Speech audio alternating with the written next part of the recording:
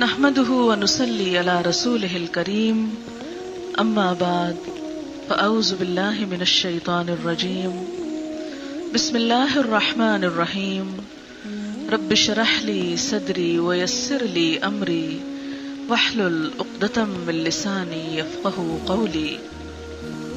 اللہ تعالیٰ کا لاکھ لاکھ شکر ہے جس نے ہمیں انسان بنایا۔ وہ چاہتا تو کوئی بھی اور مخلوق بنا سکتا تھا اور ہم اس سے شکوہ تک نہ کر سکتے تھے، لیکن یہ اس کا احسان ہے کہ اس نے ہمیں انسان پیدا کیا اور طرح طرح کی نعمتیں ہمارے لیے بنائیں۔ زمین پر جو کچھ بھی ہے وہ سب کچھ ہمارے لیے بنایا گیا۔ ارشاد باری تعالیٰ ہے خلق لکم ما فی الارض جمیعا، زمین میں جو کچھ ہے سارے کا سارا اس نے تمہارے لیے بنایا ہے۔ کتنی نعمتیں جو ہم گن بھی نہیں سکتے۔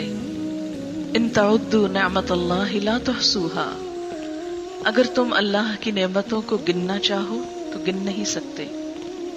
ان گنت نعمتیں، یہ سب کچھ انسان کے لیے۔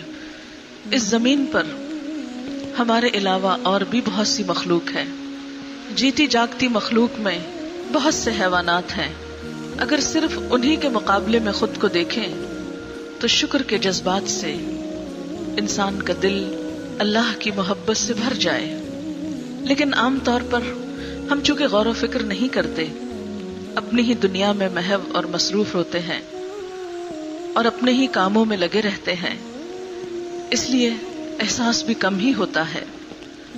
اگر ہم دیکھیں تو مثال کے طور پر کسی بھی جانور کو جو لباس ملتا ہے، خواہ وہ کتنا ہی خوبصورت ہو، بس زندگی میں ایک ہی بار ملتا ہے، ایک ہی رنگ ملتا ہے۔ مثلاً طوطے کو آپ دیکھیں کہ اگر اس نے سبز لباس پہنا ہے اور اس کو لال چونچ ملی ہے تو ہمیشہ کے لیے ایک ہی چیز ملی ہے، وہ اس کو تبدیل نہیں کر سکتا۔ وہ خواہ اس رنگ سے کتنا ہی اکتائے، اس کو دن رات، پیدائش سے لے کر موت تک ایک ہی رنگ کا لباس پہننا ہے۔ اس کے برعکس انسان کو دیکھیے، اور خاص طور پر خواتین، کہ زندگی میں کتنے بے شمار رنگوں سے ہم نے لطف اٹھایا، جب چاہا جیسا چاہا پہنا، اپنی مرضی سے، اپنے شوق سے۔ پھر اسی طرح آپ دیکھیے کہ کھانے میں ایک گائے بھینس کیا کھاتی ہے؟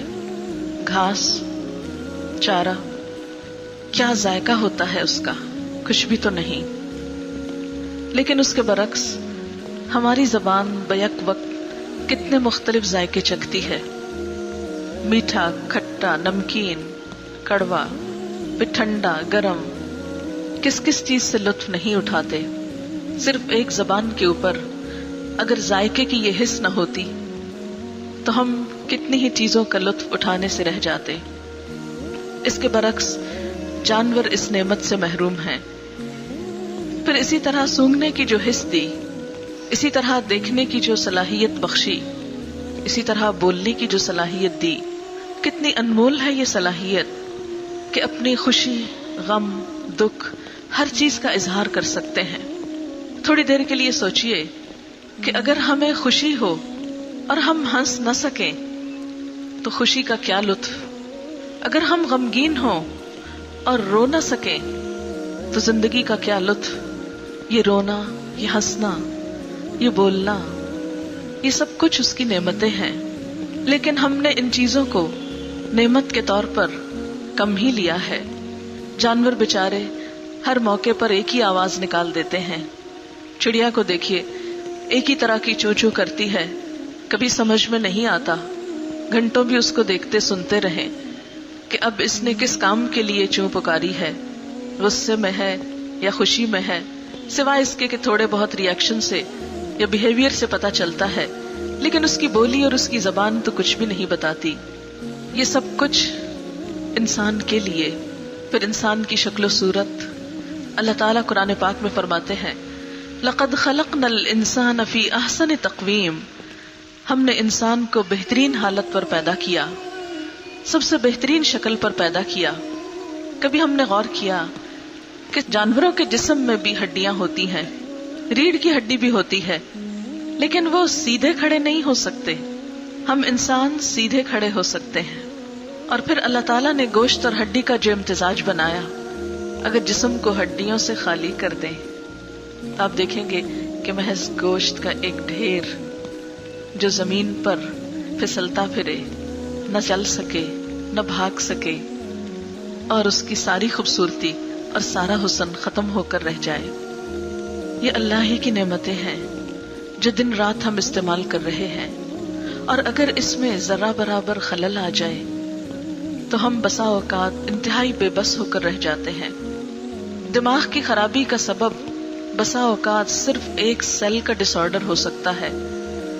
نگاہ کی خرابی کا سبب بسا اوقات بالکل ایک چھوٹے سے حصے میں کوئی ڈس آرڈر ہو سکتا ہے، کوئی ایسی گروتھ ہو سکتی ہے جو اب نارمل ہو. انسان کے منہ کو دیکھیے کہ ہماری آنکھوں کو دیکھنے کے قابل بنانے کے لیے ان میں تری ہے. اگر یہ ویٹنس زیادہ ہو جائے اور آنسوں کی شکل میں ہر وقت منہ کے اوپر پانی کے قطرے گرتے رہیں تو ہم کیا کر سکتے ہیں؟ وقت ضرورت ہمیں پسینہ آتا ہے، لیکن اگر یہ ضرورت سے زیادہ ہو جائے تو ہمارا کیا حال ہو جائے؟ اسی طرح اگر منہ سے ہر وقت رال ٹپکتا رہے تو ہمارا حلیہ کیا ہو جائے؟ شاید کوئی ہماری طرف دیکھنا پسند نہ کرے. جسے بسا اوقات جن لوگوں کے ذہن میں کوئی خلل آ جاتا ہے اور وہ اپنے اعصاب پر کنٹرول نہیں کر پاتے تو بعض اوقات ان کو دیکھ کر ترس آتا ہے. لیکن اللہ تعالیٰ نے ہمیں یہ ساری نعمتیں عطا کی. کبھی سوچا ہم نے کہ ہم نے ان ساری نعمتوں کے جواب میں اس کو کیا دیا؟ کتنے کی خریدی تھی یہ سب چیزیں؟ آنکھ کے لیے کتنی قیمت دی تھی؟ اس بولنے کی کتنی قیمت جمع کرائی تھی؟ اس کے عوض کتنا کچھ اللہ کے ہاں جمع کرایا؟ اس چلنے پھرنے کی قوت کے لیے ہم نے اپنے رب کو کیا دے رکھا ہے؟ کچھ بھی تو نہیں. پھر ان ساری نعمتوں میں آپ دیکھیے کہ ہم جتنی چاہتے ہیں استعمال کرتے جاتے ہیں، سال ہر سال تک ان کو استعمال کرتے ہیں. ان نعمتوں کے علاوہ اس کی ایک بڑی نعمت کہ اس نے ہمیں مسلمان بنایا. ہدایت کی نعمت، اپنی پہچان، اپنا نام جو اس نے ہم کو دیا، تو ہم دنیا کے خوش قسمت ترین انسانوں میں سے ہیں. کئی ارب انسانوں میں سے وہ انسان ہیں کہ جن کو اللہ نے پیدائشی طور پر اسلام کی نعمت عطا کی. دنیا کی یہ ساری نعمتیں ہیں، لیکن اللہ تعالیٰ بطور خاص جس چیز کو نعمت قرار دیتے ہیں وہ دین اسلام کی نعمت ہے. الیوم اکملت لکم دینکم واتممت علیکم نعمتی، کہ آج میں نے تمہارا دین تمہارے لیے مکمل کر دیا اور اپنی نعمت تم پر تمام کر دی. وردیت لکم الاسلام دینا، اور تمہارے لیے دین اسلام کو پسند کیا. تھوڑی دیر کے لیے سوچئے کہ اگر ہم کسی ایسے گھرانے میں پیدا ہو جاتے کہ ہمیں یہ نعمت نہ ملتی تو ہم میں سے کتنے ایسے تھے کہ جو کوشش اور محنت سے اس نعمت کو پا سکتے. لیکن ان ساری نعمتوں میں جو ایک اور بہت بہترین نعمت ہے وہ یہ کہ ہمیں اللہ کے رسول صلی اللہ علیہ وسلم کی امت میں سے پیدا کیا گیا. اللہ تعالیٰ قرآن پاک میں اس نعمت کا بھی بطور خاص ذکر فرماتے ہیں. لقد من اللہ علی المؤمنین اذ بعث فیہم رسولا من انفسہم یتلو علیہم آیاتہ ویزکیہم ویعلمہم الکتاب والحکمہ وان کانوا من قبل لفی ضلال مبین. اللہ نے اہل ایمان پر بہت بڑا احسان کیا جب ایک رسول ان کے اندر انہی میں سے اٹھایا جو ان پر اس کی آیات پڑھ کر سناتا ہے، ان کا تزکیہ کرتا ہے، انہیں کتاب اور حکمت کی تعلیم دیتا ہے، اور اس سے قبل وہ کھلی گمراہی میں مبتلا تھے. تو گویا زندگی کی تمام نعمتوں میں جس نعمت کا اللہ پاک نے ذکر خاص طور پر کیا وہ رسول اکرم صلی اللہ علیہ وسلم کی ذات ہے، اور آپ کے ذریعے سے ملنے والی کتاب ہے، اور آپ کے ذریعے سے ملنے والی وہ حکمت کی باتیں ہیں جو انسانی زندگی کو سنوارتی ہیں، انسان کے اخلاق کو بہتر بناتی ہیں، اور انسان کو اس دنیا میں بھی جینے کا لطف دیتی ہیں اور آخرت میں بھی. دنیا میں جو کچھ بھی ہمیں ملا دو نعمتوں کی شکل میں، ایک ہمارے جسم کے لیے، دوسری ہماری روح کے لیے. ان تمام نعمتوں کو دے کر اللہ تعالیٰ ہم سے یہ نہیں چاہتے کہ ہم ان نعمتوں کو چھوڑ کر ایک طرف رکھ کے کنارہ کشی کر کے دنیا سے منہ موڑ کر بیٹھ جائیں. اسلام ہمیں ایسی کوئی تعلیم نہیں دیتا. اسلام میں کسی رہبانیت کا تصور نہیں. اسلام میں نیکی یہ نہیں کہ آپ نعمتوں کو ٹھکرا دیں. یہاں نیکی یہ نہیں کہ آپ ان سے منہ موڑ لیں. یہاں نیکی یہ ہے کہ ان نعمتوں کو استعمال کریں اور صحیح طور پر استعمال کریں. ان میں اپنا حق بھی لگائیں اور دوسروں کو بھی ان کا حق دیں، اور ان نعمتوں کو پا کر اللہ کا شکر ادا کریں. اس لیے کہ دو رویے ہوتے ہیں، ایک نعمت کو پا کر شکر ادا کرنے کا اور ایک اس کے برعکس تکبر کرنے کا. جب بھی انسان کو کچھ ملتا ہے تو انسان یا تو شکر گزار ہوتا ہے یا پھر خود پسند ہو جاتا ہے، متکبر ہو جاتا ہے. تکبر کیا چیز ہے کہ جب انسان کو کوئی نعمت ملے تو وہ اس نعمت کو پا کر خود کو اتنا بڑا سمجھنے لگے کہ اپنے ہی جیسے دوسرے انسان اس کو چھوٹے نظر آنے لگے. یہ رویہ جہاں خالق کائنات کو پسند نہیں وہاں مخلوق کو بھی اچھا نہیں لگتا. ایسا کرنے والے جہاں اللہ کی محبت نہیں پاتے وہاں مخلوق کی محبت سے بھی محروم رہتے ہیں. اسلام بنیادی طور پر ہمیں اسی رویے کی اصلاح کرنا سکھاتا ہے. اب دیکھیے کہ قرآن پاک کی ابتدا جن الفاظ سے ہوتی ہے وہ ہے الحمدللہ رب العالمین، کہ سب تعریف اللہ کے لیے ہے، سب شکر اللہ کے لیے ہے.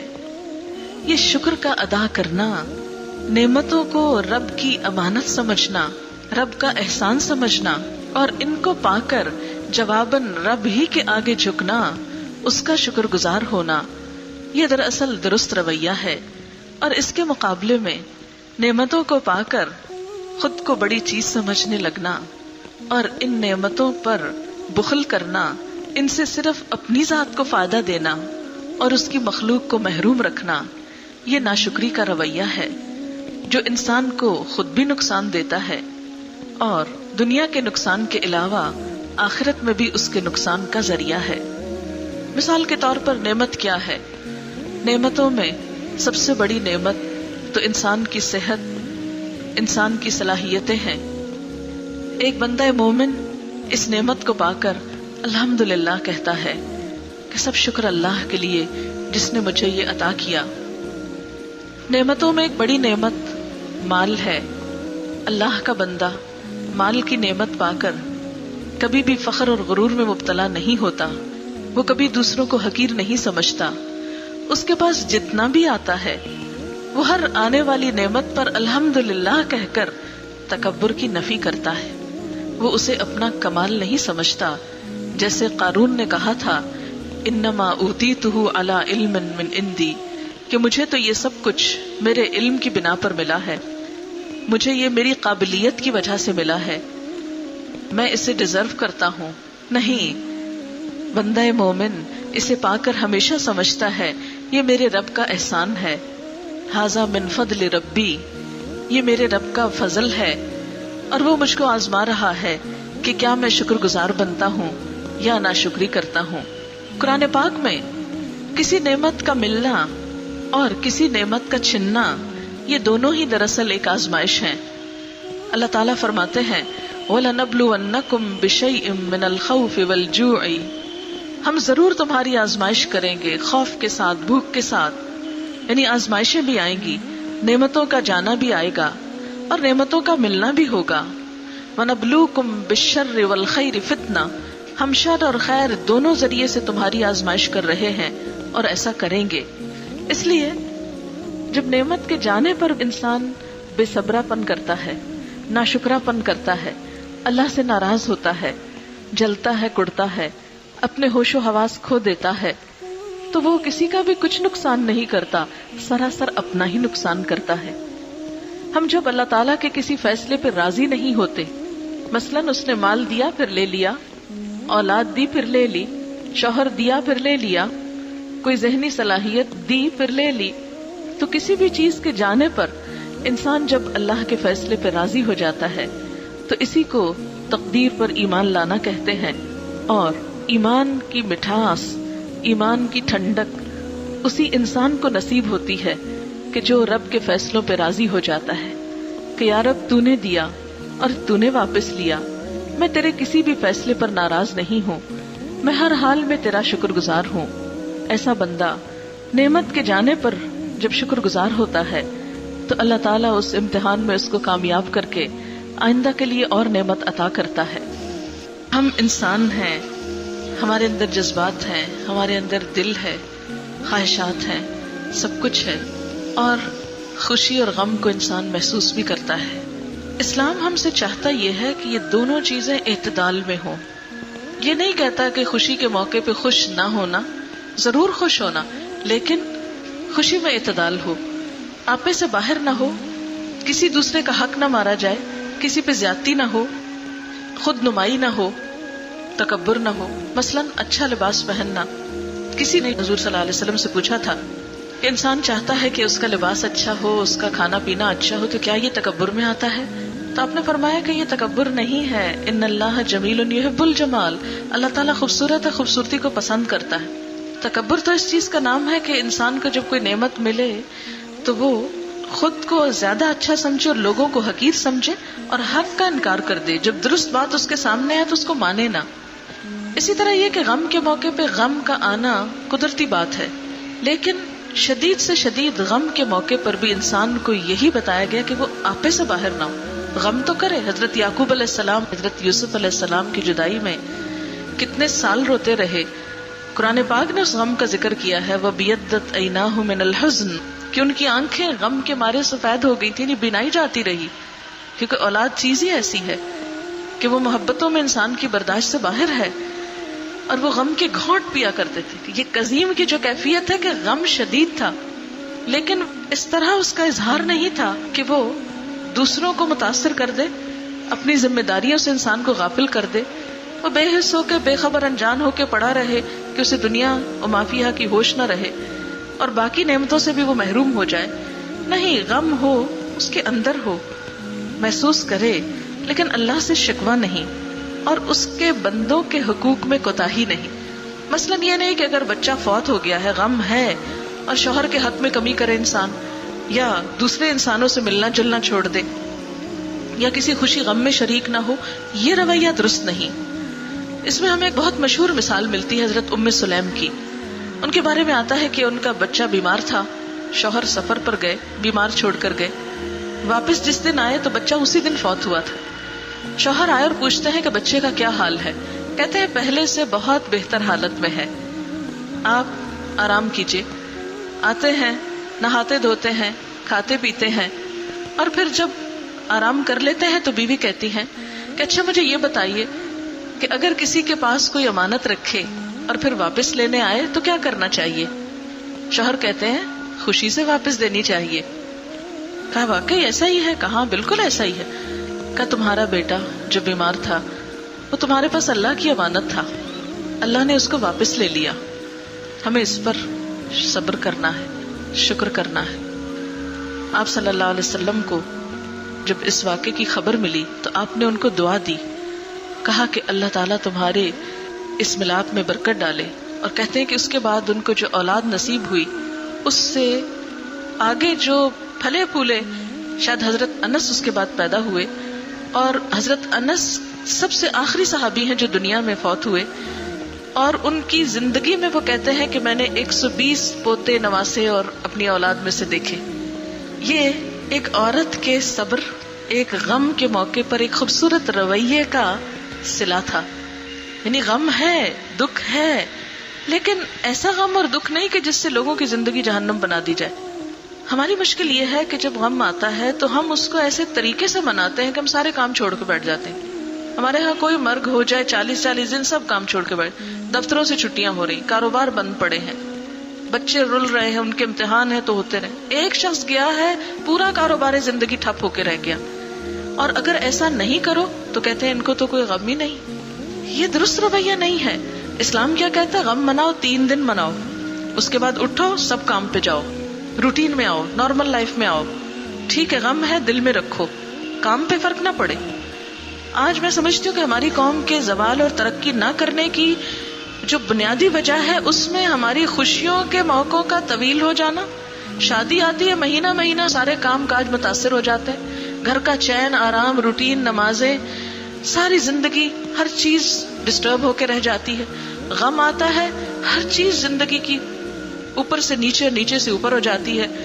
حتیٰ کہ بسا اوقات وہ بزرگ جنہیں دنیا سے اب جانا ہی، جنہوں نے کھا پی لیا زندگی کی ساری خوشیاں، بچوں کی شادیاں، پوتے نواسے، سب کچھ دیکھ لیے، اب وہ چلیں گے، اب ان کے 40ویں ہو رہے ہیں، ان کے مرنے پہ رسمیں ہو رہی ہیں، جو زندگی بھر کی پونجی ہے وہ لٹائی جا رہی ہے، وارث جو ہے ان کو کچھ نہیں ملا، کسی کی تعلیم کے لیے خرچ کرنے کا کچھ پتا نہیں، دیکھ پہ دیکھ پک رہی ہے، میٹھا پک رہا ہے، نمکین پک رہا ہے، کارڈ بانٹے جا رہے ہیں، خدا جانے کیا ہو رہا ہے.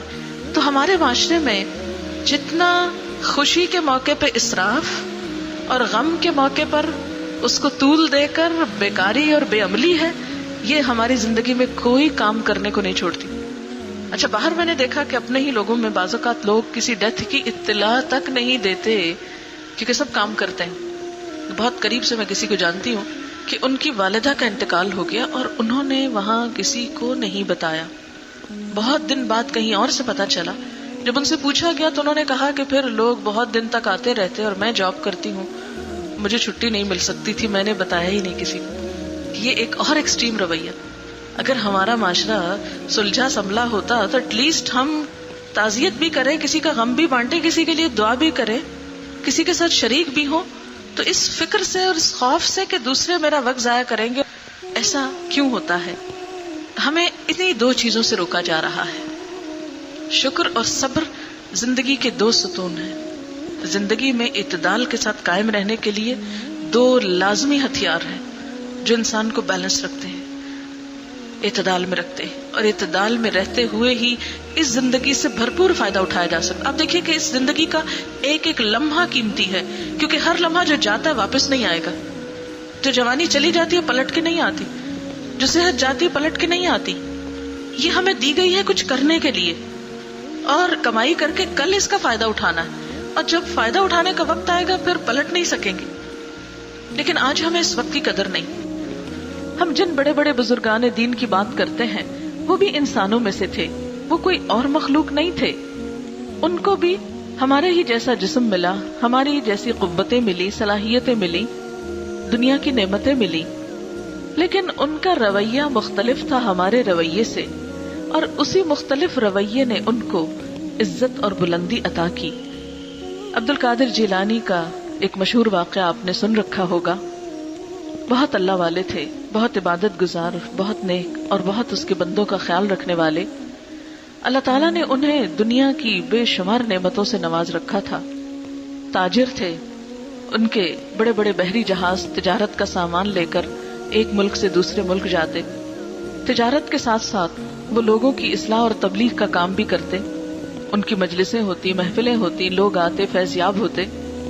ایک روز اپنی مجلس میں بیٹھے ہوئے تھے کہ خادم نے آ کر اطلاع دی کہ آپ کا فلاں جہاز جو اتنا سامان لے کر جا رہا تھا، اطلاع ملی ہے کہ وہ ڈوب چکا ہے.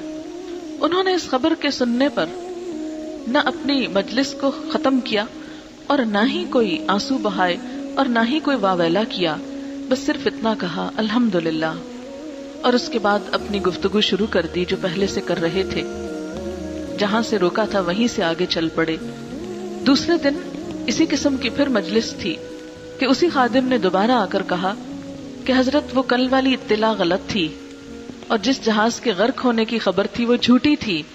وہ جہاز صحیح سلامت اپنے منزل تک پہنچ گیا ہے. تو اس پر بھی کہنے لگے الحمدللہ. وہ کل کے الحمدللہ اور آج کے الحمدللہ میں کوئی بڑا فرق نہیں تھا، اس لیے کہ جو کچھ اس نے دیا اسی کا ہے اور وہ جب چاہے واپس لے سکتا ہے. اب دیکھیے کہ ہمارے پاس جو کچھ بھی ہے حقیقت میں وہ اللہ کا ہے، ہمارا تو کچھ بھی نہیں. نہ ہم اپنی آنکھوں کے بنانے والے، نہ ان انگلیوں کے کٹ نکالنے والے، نہ ان کے آگے ناخن لگانے والے، نہ ان کا رنگ اور نہ ان کے اندر لچک ڈالنے والے. یہ سب کچھ تو اس نے دیا. اگر وہ اس میں سے کچھ بھی لے لیتا ہے تو ناراضگی کا تو کوئی موقع ہی نہیں. جو شخص غم اور خوشی کے موقع پر شکر گزار ہونا سیکھ لے وہی دراصل مومن ہے. اسی نے اسلام کا لطف پایا، اسی نے زندگی کا مزہ اٹھایا، اور وہی اپنے رب کے ہاں محبوب ترین ہے. وہی اپنے رب کے ہاں پھر بلند درجے پائے گا، وہی جنت کا مستحق ہے، اس لیے کہ جنت پرامن، شکر گزار، رب کی رضا پہ راضی رہنے والے اور رب کی مخلوق سے پیار کرنے والوں کے لیے ہے. اس لیے کہ وہ جگہ ہے کہ جہاں پر نہ کوئی لغو باتیں ہوں گی، نہ جھوٹ اور فریب ہوگا، نہ دھوکا ہوگا، اور نہ ہی ایسی کچھ اور چیزیں کہ جو انسانوں کی زندگی کو جہنم بنا دیتی ہیں. اور پھر آپ دیکھیے کہ جتنا جتنا انسان شکر گزار ہوتا ہے اتنی ہی اس میں عاجزی آتی ہے. جب عاجزی آتی ہے تو رب کی مخلوق سے بھی محبت ہوتی ہے. پھر جب مال ملتا ہے تو انسان اسے صرف اپنے لیے نہیں رکھ دیتا، اس کا دل ایک ایک بندے پہ تڑپ اٹھتا ہے. کون بھوکا ہے، کون بے لباس ہے، کون بیمار ہے، کون مدد کا مستحق ہے. میرے رب نے مجھے جو کچھ دیا ہے یہ میرے پاس امانت ہے. اس نے مجھے آنر بخشا کہ میرے ذریعے سے اس کے بندوں پر خرچ ہو. یہ برعکس معاملہ بھی ہو سکتا تھا کہ یہ نعمت کسی اور کو دے دیتا اور مجھے محروم کر دیتا، میرا حق کسی اور کے پاس چلا جاتا اور میں بھی پھر یوں ہی ترستا پائی پائی کو، قطرے قطرے کو. نہیں، اسی لیے ہم دیکھتے ہیں کہ اول دور کے مسلمان فقیر کے گھر آنے سے پہلے ہی صدقہ اٹھا کر گھوما کرتے تھے کہ ہے کوئی لینے والا. وہ خود ڈھونڈ ڈھونڈ کر، تلاش کر کر کے ضرورت مندوں تک پہنچایا کرتے تھے. وہ اس بات کی نوبت نہیں لاتے تھے کہ ضرورت مند ان کے دروازے تک آئیں. وہ ضرورتوں کو محسوس کرتے تھے، اس لیے کہ وہ جانتے تھے کہ اس میں ان کی اپنی بھلائی ہے، اس میں ان کی اپنی جنت کی کمائی ہے کہ وہ اللہ کی مخلوق تک خیر اور فیض پہنچا کر خود اپنی منزل اور اپنی آخرت اور اپنے مستقبل کو محفوظ کریں.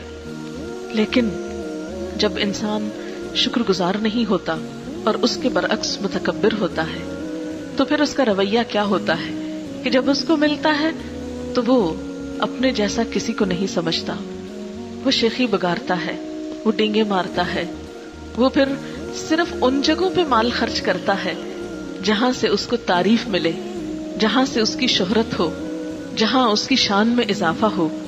وہ پھر مال صرف وہاں خرچ کرتا ہے کہ جہاں اس کی ذاتی شان و شوکت میں اضافہ ہوتا ہے، جہاں اس کے ذریعے وہ خود اپنی بڑائی کے کچھ اور اظہار کر سکتا ہو، خواہ خلق خدا کو کچھ فائدہ پہنچے یا نہ پہنچے.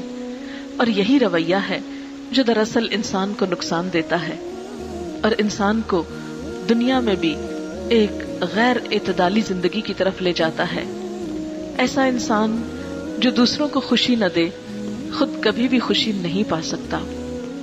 اللہ تعالیٰ نے خوشیوں کا راز، سکون کا راز رکھا ہی اس میں کہ تم دوسروں کو خوش کرو، میں تمہیں خوش کر دوں گا. تم دوسروں کی ضرورت پوری کرو، تمہاری ضروریات میں پوری کروں گا. تم دوسروں کی پردہ پوشی کرو، تم دوسروں کو ڈھانکو، میں تم کو ڈھانکوں گا. آپ صلی اللہ علیہ وسلم نے بھی فرمایا کہ جب تک کوئی بندہ کسی دوسرے بندے کی مدد میں ہوتا ہے اللہ تعالیٰ اس بندے کی مدد میں ہوتا ہے. اور آپ دیکھیں کہ جس بندے کو پھر رب کی مدد مل جائے اس کے لیے پھر کس چیز کی کمی ہو سکتی ہے، اسے زندگی میں پھر کہاں کوئی پریشانی ہو سکتی ہے. اسے پورا اطمینان ہوتا ہے، اعتماد ہوتا ہے، یقین ہوتا ہے کہ میرا یہ کام ہو کر رہے گا اس لیے کہ میرا رب میرا مددگار ہے، وہ مجھے تنہا نہیں چھوڑے گا. کیونکہ ایک مسلمان کی تعریف ہی یہ بتائی گئی کہ مسلمان کو تنہا نہیں چھوڑتا، کسی مصیبت میں نہیں چھوڑتا، اس پہ ظلم نہیں کرتا، اس کو رسوا نہیں کرتا، اسے بے یار و مددگار نہیں چھوڑتا. اور یہی دراصل شکر کا اظہار ہے.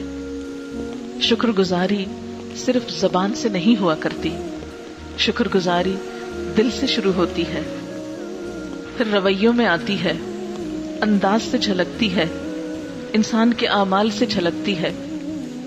اس لیے کہ جہاں وہ رب کا شکر گزار ہوتا ہے وہاں پھر وہ رب کا اطاعت گزار بھی ہوتا ہے. یہ نہیں ہو سکتا کہ بندہ رب کی طرف سے آنے والی نعمتیں تو استعمال کرتا جائے اور پھر پلٹ کر یہ نہ سوچے کہ مجھے کیا کرنا ہے، میری ذمہ داری کیا ہے. آپ دیکھیے کہ جس کے لیے بھی دل میں شکر گزاری کے جذبات آتے ہیں قدرتی طور پر دل میں اس کی محبت جاگ جاتی ہے. کوئی بھی انسان جو آپ کے ساتھ اچھا سلوک کرتا ہو.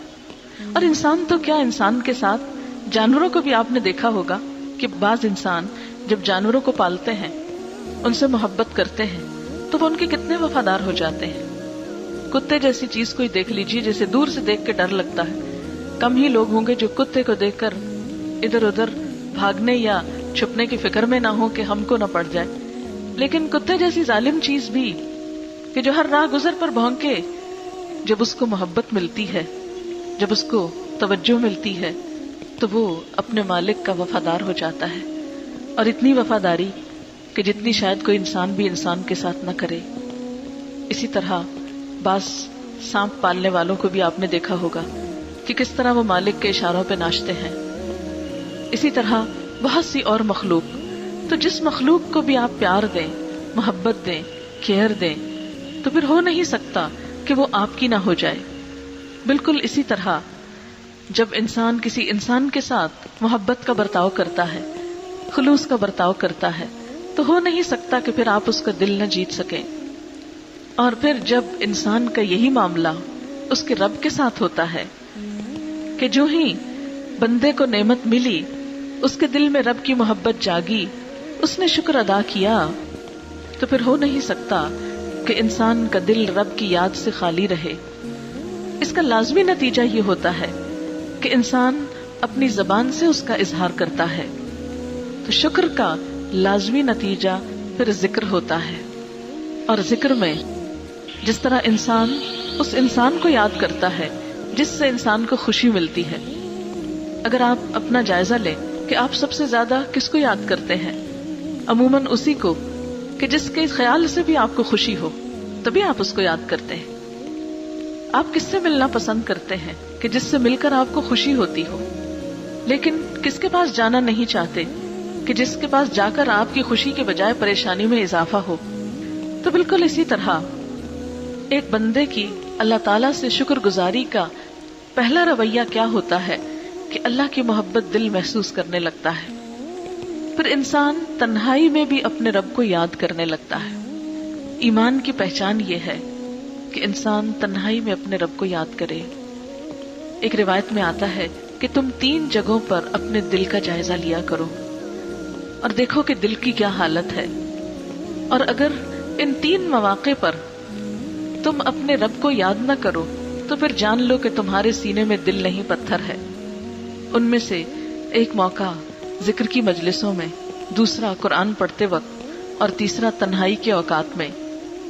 یہ 3 مواقع ایسے ہیں کہ رب یاد آنا چاہیے. اور ہم دیکھتے ہیں کہ تنہائی میں جب رب یاد آتا ہے تو اس یاد کی لذت ہی کچھ اور ہے.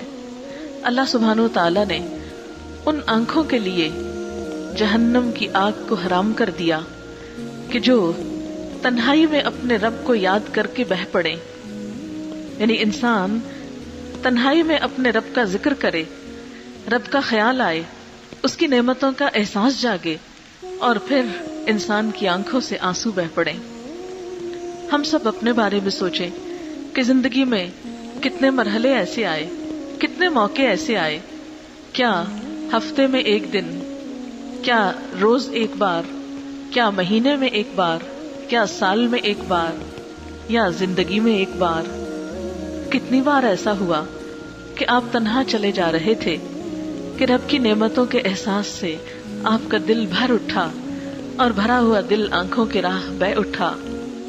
ایسے لمحات اور ایسے مواقع وقتاً فوقتاً آتے ہی رہنے چاہیے، اس لیے کہ اللہ تعالیٰ کی محبت کا ایسا اظہار جو ہر ریاکاری سے خالی ہو، ہر دکھاوے سے خالی ہو. کیونکہ انسان بسا اوقات جب کسی مجلس میں ہوتا ہے، جب اور لوگ اس کے ساتھ ہوتے ہیں، تو ہو سکتا ہے کوئی ایسی بات ہو کہ جس بات کی وجہ سے انسان اپنے رب کو یاد کرے، یا کوئی اور اس کو یاد دلائے تو یاد آ جائے. لیکن خاص طور پر ایسے مواقع کہ جب صرف بندہ اور اس کا رب ہو، اور پھر انسان کسی دوسرے کے کہے بغیر اپنے رب کو یاد کرے، تو یہی یاد دراصل بہت قیمتی یاد ہے. ایسی ہی تنہائی میں بہائے ہوئے آنسو بہت قیمتی ہیں، اور ان آنکھوں پر جہنم کی آگ حرام ہے. جو رب کو یاد کر کے بہہ پڑے. پھر آپ دیکھیے کہ انسان جب کسی کو یاد کرتا ہے تو اس یاد میں زبان کا ذکر بھی ہے اور اس یاد میں کسی مجلس میں بیٹھ کر یاد کرنا بھی ہے. آپ دیکھیں گے کہ عموماً جب آپ لوگوں کے بیچ میں ہوتے ہیں، گفتگو کرتے ہیں، تو اپنے پسندیدہ ٹاپک پر ہی گفتگو کرتے ہیں. انسانوں کا ذکر ہو تو اسی انسان کو یاد کرتے ہیں، اسی کا ذکر کرتے ہیں جو آپ کو پسند ہو، جس دل میں اللہ تعالیٰ کا شکر ہو، جس دل میں اللہ کی محبت ہو، جس دل میں اللہ کی یاد ہو. پھر ہو نہیں سکتا کہ اس زبان پر نہ ہو، اور جس زبان پر ہو پھر وہ صرف تنہائی میں اور زیر لب ہی ذکر نہیں کرتی وہ زبان، بلکہ وہ جس مجلس میں بیٹھے گا اپنے رب کی بات کرے گا. پھر رب کی بات کر کے اس کو شرمندگی نہیں ہوگی، اس کو کوئی شرم نہیں آئے گی، وہ کسی احساس کمتری میں مبتلا نہیں ہوگا. اس لیے کہ ہم اپنے ہر پیارے کا ذکر کرتے ہوئے خوشی محسوس کرتے ہیں اور پورے کانفیڈنس کے ساتھ بات کرتے ہیں. ہمیں کبھی بھی خیال نہیں آیا کہ لوگ کیا کہیں گے، کس کی بات ہو رہی ہے اور بار بار اسی کی کیوں ہو رہی ہے. لیکن جب ہم اللہ تعالیٰ کی بات کرنے لگتے ہیں تو ہم کیوں شرما جاتے ہیں، ہم کیوں ڈر جاتے ہیں کہ لوگ ہم کو فنیٹک کہیں گے، لوگ ہم کو دیوانہ کہیں گے. کیونکہ عام طور پر جب اللہ کا ذکر کیا جاتا ہے تو صرف اس ڈر سے روک لیا جاتا ہے کہ کس طرح بات کروں، لوگ کہیں گے اس کو تو ہر وقت بس اللہ ہی کی بات سوچتی ہے، لوگ مجھ کو ریاکار کہیں گے. ہاں کہنے دو، یہی پہچان ہے اللہ کی محبت کی. آپ دیکھیے کہ دنیا میں جتنے بھی محبت کرنے والے ہوتے ہیں، محبت کی بے شمار کہانیاں دنیا میں مشہور ہوئی، بہت سی لوک کہانیاں، کچھ حقیقی کچھ فرضی. تو اس میں آپ دیکھیں کہ جنہوں نے بھی محبت کی پھر انہیں کسی سے جھجک نہیں آئی، پھر وہ کسی سے شرمائے نہیں، پھر انہیں کسی قسم کا خوف لاحق نہیں ہوا. انہوں نے اس محبت میں ہر قسم کی قربانی دی، کیونکہ کسی جھوٹی محبت میں انسان قربانی نہیں کر سکتا. ماں کی محبت ایک سچی محبت ہوتی ہے. اب دیکھیے کہ اپنے بچے کے ساتھ اس کا کیا رویہ ہوتا ہے. وہ بچے کی محبت میں ہر قربانی دیتی ہے، ہر طرح سے، راتوں کی نیند بھی قربان کرتی ہے. ہم اللہ کی محبت میں رات کو کتنی دفعہ اٹھتے ہیں، ہم اس کی محبت میں کتنی نیند چھوڑ سکتے ہیں. ماں کھانے کو بیٹھتی ہے کہ بچہ رو پڑتا ہے، آپ نے دیکھا ہوگا ماں کھانا چھوڑ دیتی ہے اور بچے کو اٹھا لیتی ہے. کیوں؟ اس لیے کہ محبت ہے. ہماری زندگی میں کتنے مواقع ایسے آئے کہ جب ہمیں بھوک لگی ہو اور ادھر سے اللہ کی پکار آ جائے تو ہم تھوڑی دیر کے لیے بھوک قربان کر سکیں. حالانکہ اللہ تعالیٰ نے ہمارے لیے تو سہولت رکھی کہ اگر آذان ہو جائے، نماز کا وقت آ جائے اور ادھر بھوک لگی ہو تو پہلے کھانا کھا لو. یہ نہیں کہا کہ نہیں میں تمہاری محبت کو آزماؤں گا کہ اب تم کھانا کھاتے ہو یا نماز کے لیے آتے ہو. اتنا نہیں آزمایا اس نے ہمیں. لیکن ہمارا امتحان یہی ہے کہ جب ہم کھانا کھانے بیٹھیں تو پھر بیٹھے نہ رہ جائیں، پھر کھانا کھا کر اس کی نعمت لے کر اس کا شکر بھی ادا کریں. تو گویا ذکر کی دو قسمیں، ایک ذکر تسبیحات کی شکل میں، مثلا سبحان اللہ و بحمدہ سبحان اللہ العظیم، فرشتوں کی تسبیح جس سے زمین و آسمان گونج اٹھتے ہیں جب ان کی تسبیح ہوتی ہے. انسان کے لیے بھی پسندیدہ ترین کلمات جو زبان پہ بہت ہلکے ہیں، اٹھتے بیٹھتے چلتے پھرتے سوتے جاگتے جب تک ہوش و حواس ہیں انسان اللہ کا ذکر کرتا رہے. کیونکہ قرآن پاک میں مومن مردوں اور عورتوں کی جو صفات بیان کی گئی ہیں اس میں کیا ہے؟ وَالذَّاكِرِينَ اللَّهَ كَثِيرًا وَالذَّاكِرَاتِ، کثرت سے اللہ کا ذکر کرنے والے مرد اور عورتیں. ذاکرات کہہ کر اللہ تعالیٰ نے خاص طور پر عورتوں کا ذکر بھی کیا. اب ایسے میں عام طور پر ہمارے ہاں بہت سی ایسی باتیں مشہور کر دی گئی کہ ذکر کے لیے باوضو ہونا لازم ہے، قبلہ رو ہونا لازم ہے، مصلی پہ بیٹھنا لازم ہے. نہیں، ہمارے دین میں بڑی وسعت ہے، بہت رخصت ہے. نبی صلی اللہ علیہ وسلم کے بارے میں آتا ہے کہ آپ ہر حال میں اللہ کو یاد کیا کرتے تھے، ہر موقع پر اللہ کا ذکر کیا کرتے تھے. مثلا واش روم جاتے ہوئے اور نکلتے ہوئے بس صرف اتنی دیر کہ جب انسان ایک ناپسندیدہ حالت میں ہے، ورنہ دروازے پر قدم رکھتے ہوئے اور نکلنے کے فوراً بعد بھی ذکر ہے. کیوں؟ اس لیے کہ جس رب نے یہ ساری نعمتیں دیں، احسان کیے، اس کو ہر جگہ یاد کیا جائے. لہذا ذکر کی ایک قسم تو یہ کہ انسان کسی مجلس میں بیٹھا ہو، کہیں پر بھی ہو، اللہ نے قدرتی تسبیحاں ساتھ دی ہوئی ہیں، ہاتھوں کے اوپر نشان بنائے ہوئے ہیں، اور اس کا فائدہ یہ ہوتا ہے اگر نشان رکھ کے یا کسی چیز پر ذکر کیا جائے تو انسان کا پھر دھیان ہٹتا نہیں. اور آپ دیکھیے کہ حدیث پاک میں یہ بھی آتا ہے کہ جنت اور دوزخ تو چٹیل میدان ہے. انسان جب ذکر کرتا ہے تو یہ ذکر ہی ان کے سرسبز ہونے کا سبب بنتا ہے. یعنی قیامت کے دن اس شخص کی جنت اتنی ہی ہری ہوگی، اتنی ہی سرسبز ہوگی، آباد ہوگی، جتنا زیادہ وہ اللہ کا ذکر کرنے والا ہوگا. ایک اور روایت میں ایک ذکر کے بدلے ایک پودے کا ذکر کیا گیا ہے. بہرحال یہ ذکر انسان کے دل کو روشن کرتا ہے، دل کے اطمینان کا سبب بنتا ہے. قرآن پاک میں اللہ تعالیٰ فرماتے ہیں الا بذکر اللہ تطمئن القلوب، سنو دلوں کے اطمینان کا سبب اللہ کا ذکر ہی ہے. آج کی دنیا میں سب سے بڑا مسئلہ کیا ہے کہ دل بے چین ہے، غم ہے، دکھ ہے، ڈپریشن ہے، انجانا سا خوف ہے، کسی نہ کسی چیز کے توہم میں دل گرفتار ہے کہ نہ جانے کیا ہونے والا ہے. ان سب چیزوں سے نجات اور چھٹکارے کا نسخہ اللہ کا ذکر ہے. اس لیے کہ جس رب نے پیدا کیا جب تک اس کو یاد نہیں رکھیں گے تو اس رب کی طرف سے وہ خاص سکینت اور اطمینان کی کیفیت ہو نہیں سکتی. اور ذکر کی دوسری قسم وہ خاص روٹین کا ذکر نہیں، بلکہ انسان جہاں بھی بیٹھا ہو، جو بھی موقع ہو، وہاں کسی نہ کسی طرح اللہ کی بات. ذکر کی پہلی قسم بہت آسان ہے. تہجد پڑھنا بھی آسان ہو جاتا ہے جب روٹین بن جاتا ہے. گھر بیٹھ کے خاموشی سے تسبیح پڑھنا بھی آسان ہو جاتا ہے. لیکن کسی بھری مجلس میں اللہ کا شکر ادا کرنا، اللہ کی بات کرنا، اللہ کے کسی حکم پر عمل کر کے سب کے سامنے نکلنا، ذکر کی ایک تصویر بن جانا کہ جس کے بارے میں آپ صلی اللہ علیہ وسلم نے فرمایا کہ دوست وہ ہے جسے دیکھ کر خدا یاد آئے. تو کسی کو دیکھ کر خدا جب بھی یاد آ سکتا ہے جب وہ دیکھنے میں بھی خدا کے احکام پر عمل کرنے والا ہو. آپ دیکھیں کہ مختلف لوگ جس کسی چیز کے فین ہوتے ہیں اسی قسم کے لباس پہننے لگتے ہیں. ٹی شرٹس پر آپ دیکھیے، اسی طرح لباس کے مختلف حصوں پر دنیا کی مشہور کمپنیوں، بڑے بڑے کرکٹرز اور مشہور لوگوں کی تصویریں اور وہ سارے سمبلز اور ایسے تمام نشان دراصل کس چیز کی نشاندہی کر رہے ہیں کہ یہ فلاں کا چاہنے والا ہے، فلاں کو ماننے والا ہے. اگر انسان انسانوں کی محبت میں گرفتار ہو کر اپنے سینے پر نشان سجائے پھرتے ہیں تو اللہ کی محبت میں گرفتار لوگ کیا اس محبت کا اظہار نہیں کر سکتے؟ آخر وہی کیوں شرماتے ہیں اس محبت کے اظہار میں اور اس محبت کی بات میں؟ پھر آپ دیکھیے کہ جب انسان اللہ کا ذکر کرتا ہے تو اس کے ذکر کی ایک اور بہترین قسم اس کی کتاب ہے. اللہ کی کتاب اس کا ذکر ہے، اور بار بار قرآن پاک میں اس کو ذکر کے نام سے پکارا گیا ہے. اور اس میں اللہ تعالیٰ فرماتے ہیں کہ ہے میرا ذکر لیکن میں نے اس میں تمہارا ذکر کیا ہے، کیونکہ فَاذْكُرُونِی أَذْكُرْكُمْ، تم مجھے یاد کرو میں تم کو یاد کروں گا. تم میری کتاب پڑھتے ہو، فیہ ذکرکم، اس میں تمہارا ہی ذکر ہے، تمہاری ہی باتیں ہیں، تمہارے ہی فائدے کی چیزیں ہیں، تمہارے ہی لیے خوشخبریاں ہیں، اور تم ہی کو برے انجام سے بچنے کے طریقے بتائے گئے ہیں.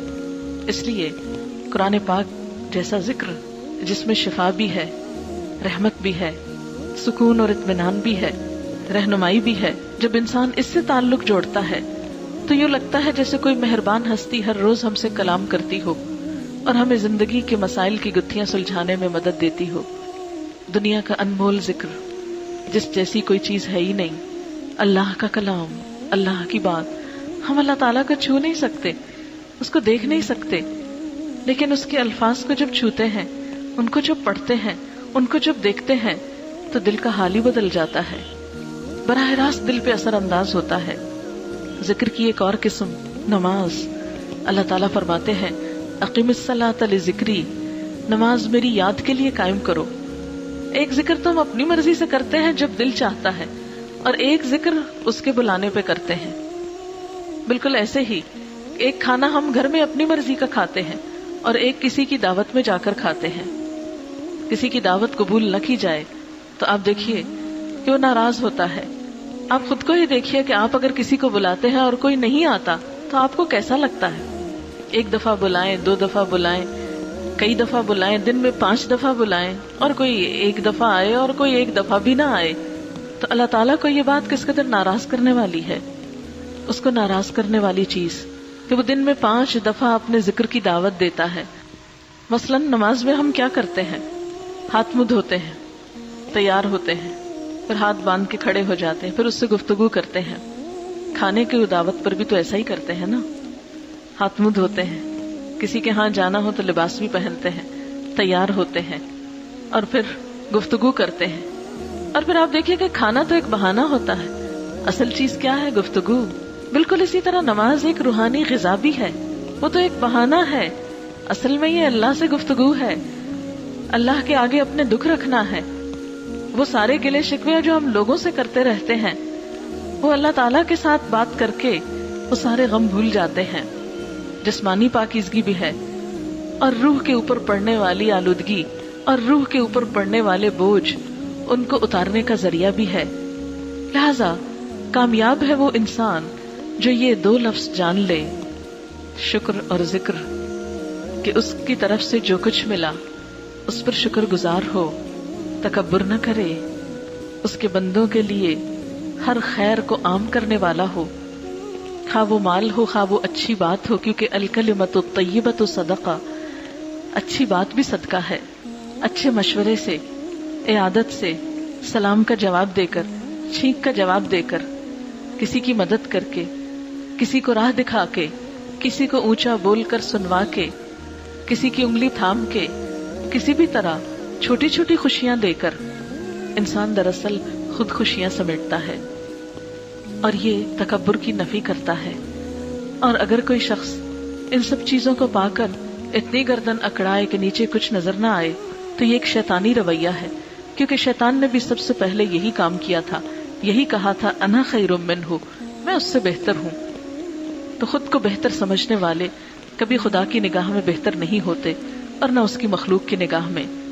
اور جس دل میں جتنا شکر آتا ہے اس زبان پر اتنا ہی رب کا ذکر آتا ہے, اور پھر رب کا نام لیتے ہوئے اسے کبھی جھجک نہیں آتی, رب کی کسی بات کو مانتے ہوئے اسے کبھی خوف نہیں آتا, اسے کبھی پریشانی نہیں ہوتی.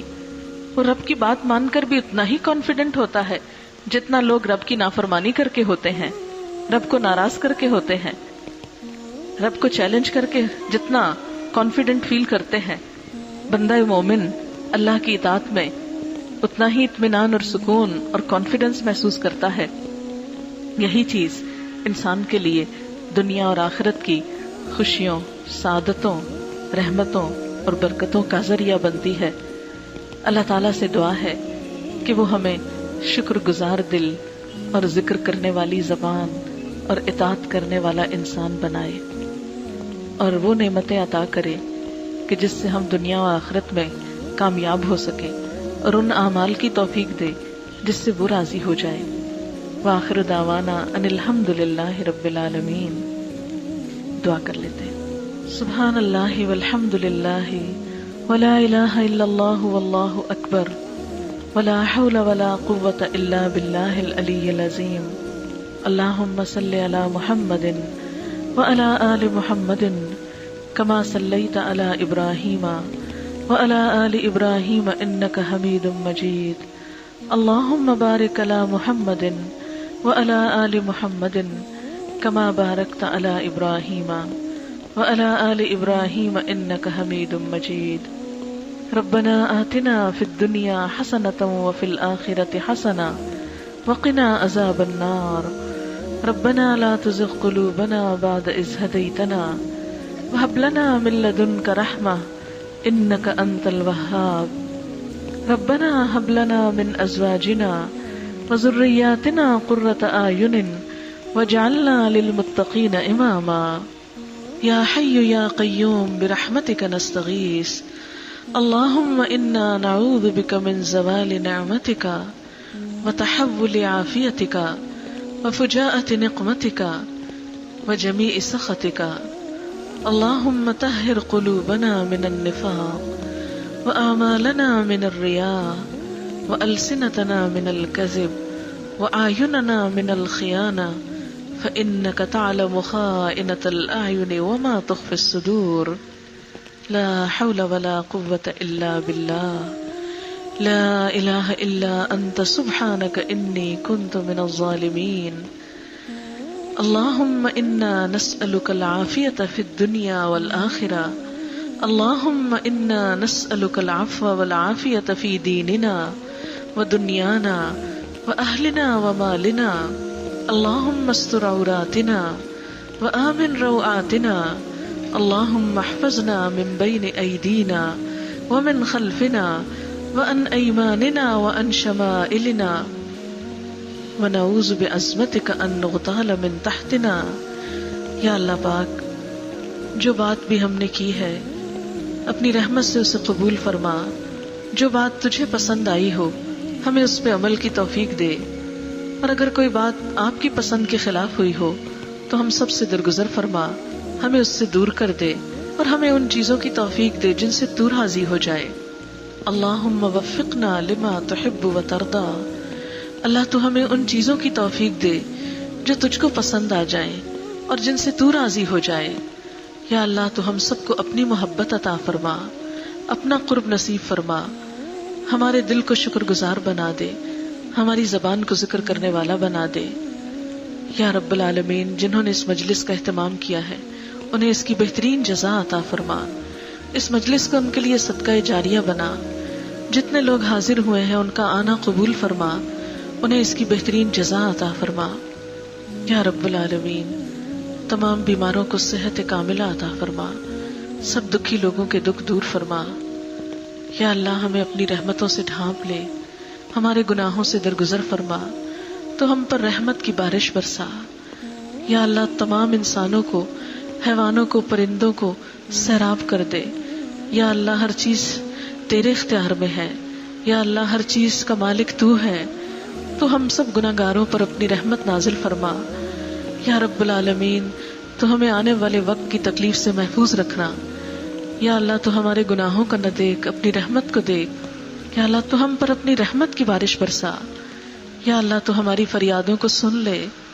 یا اللہ، تو ہماری دنیا اور آخرت کی مشکلات کو آسان کر دے. یا اللہ، سب آنے والوں کو دنیا اور آخرت کی خوشیاں نصیب فرما. ہم سب کے بچوں کو دنیا اور آخرت کی کامیابی عطا فرما. یا رب العالمین، تمام دکھی لوگوں کے دکھ دور فرما. یا اللہ، تو ہماری اس کوشش کو قبول فرما. ربنا تقبل منا انک انت السمیع العلیم وتب علینا انک انت التواب الرحیم. وصلی اللہ تعالی علی خیر خلقہ محمد وعلی آلہ واصحابہ واہل بیتہ اجمعین برحمتک یا ارحم الراحمین. الہی آمین. سبحانک اللہم وبحمدک نشہد ان لا الہ الا انت نستغفرک ونتوب الیک. والسلام علیکم ورحمۃ اللہ وبرکاتہ.